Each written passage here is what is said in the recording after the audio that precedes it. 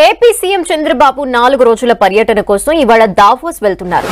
Brand AP promotion తో రాష్ట్రానికి భారీ పెట్టుబడులు సాధించేందుకు దావోస్ లో జరిగే వరల్డ్ ఎకనామిక్ ఫోరం సదస్సుకు బయలుదేరి వెళ్లనున్నారు.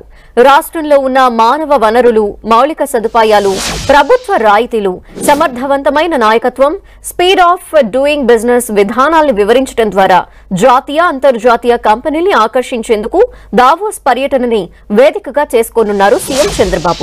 సాయంత్రం అమరావతి నుంచి దావోస్ పర్యటనకు బయలుదేరి వెళ్లనున్నారు సీఎం చంద్రబాబు. సాయంత్రం 4 గంటలకు గన్నవరం ఎయిర్పోర్ట్ నుంచి బయలుదేరి ముందుగా ఢిల్లీ చేరుకుంటారు. ఢిల్లీ నుంచి తన బృందంతో కలిసి జూరిచ్ లో అడుగుపెడతారు.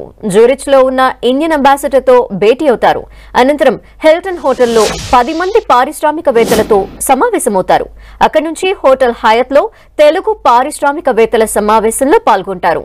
Meet and greet with Telugu diaspora పేరుతో నిర్వహిస్తున్న ఈ సమావేశంలో రాష్ట్రంలో పెట్టుబడులపై చర్చిస్తారు. ఏపీని ప్రమోట్ చేయటం, పెట్టుబడులకు వారిని ఆహ్వానించడంపై చర్చిస్తారు. అక్కడి నుంచి 4 గంటల పాటు రోడ్డు మార్గంలో ప్రయాణించి దావోస్ చేరుకుంటారు. తొలి రోజు రాత్రి పలువురు పారిశ్రామికవేత్తలతో డిన్నర్ మీటింగ్ లో పాల్గొంటారు సీఎం చంద్రబాబు.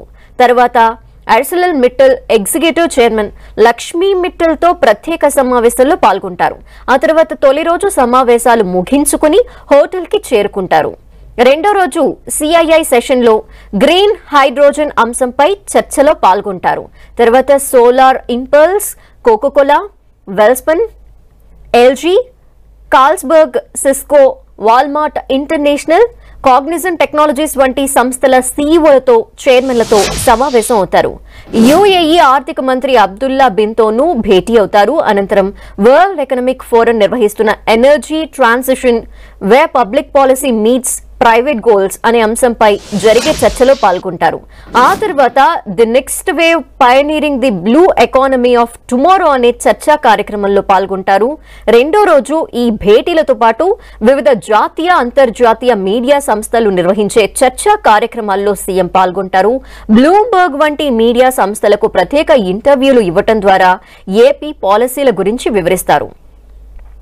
ఇక మూడో రోజు కూడా పలు వ్యాపార దిగ్గజాలతో ముఖ్యమంత్రి చంద్రబాబు సమావేశం కానున్నారు.